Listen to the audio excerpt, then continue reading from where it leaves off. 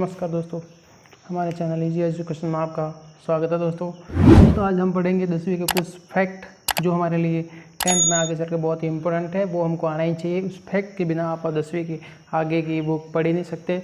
इसके लिए ध्यान से दोस्तों ये वीडियो पूरा बिना स्किप किए देखिए, और इसमें हर एक फैक्ट बेसिक से बेसिक चीज़ें बताई गई है जो आपके लिए बहुत ही हेल्पफुल होगी। ठीक है दोस्तों, पहला फैक्ट है, यदि किसी संख्या में शून्य का गुणा किया जाए या शून्य में किसी संख्या का गुणा किया जाए तो हमेशा गुणनफल शून्य आता है।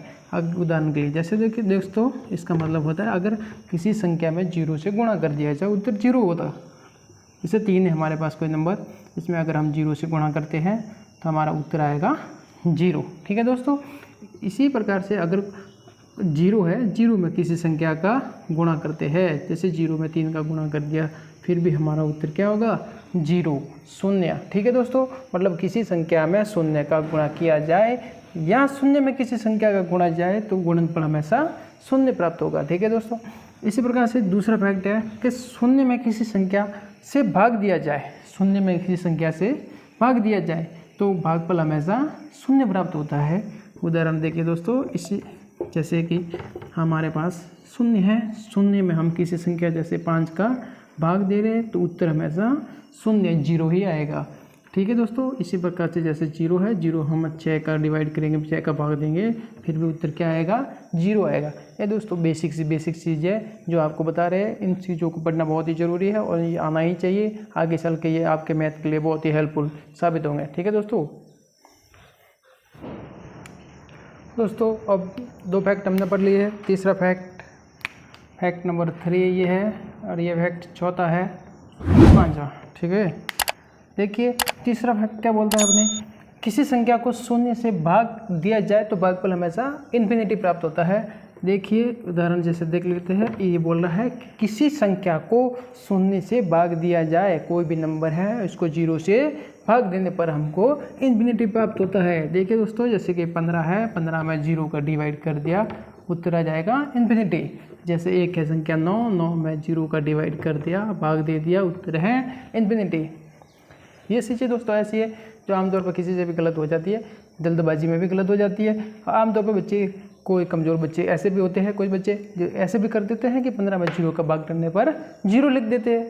हर किसी से गलती हो जाती है, मगर ये ऐसी चीज़ें पढ़ना बहुत ज़रूरी है। ठीक है दोस्तों, कि 15 में 0 से भाग देने पर कितना आता है इन्फिनिटी, किसी भी संख्या में 0 से डिवाइड करने पर। अब ये चौथा फैक्ट देखिए, किसी संख्या की घात शून्य होने पर उसका मान 1 होता है। ठीक है दोस्तों, उदाहरण देखिए, जैसे कोई संख्या है 12, इसकी घात, किसी संख्या की घात शून्य, मतलब इसकी घात क्या है पावर 0, तो इसका उत्तर क्या आएगा 1 हमेशा। ठीक है, किसी भी नंबर, किसी भी संख्या के ऊपर घात 0 है तो उसका मान हमेशा 1 होता है। एक और उदाहरण देखिए, जैसे 15 की घात 0 तो इसका उत्तर होगा 1। ठीक है, अब 5वां फैक्ट देखिए, किसी संख्या को स्वयं से भाग देने पर भागफल 1 प्राप्त होता है।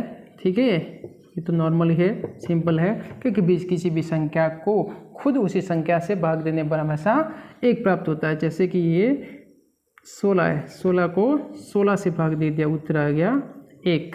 ठीक है, एक संख्या और मान ली जैसे 17, 17 को 17 से डिवाइड कर दिया, उत्तर आ गया 1। ठीक है दोस्तों, ये बेसिक फैक्ट है, इनको भी याद रखना जरूरी है।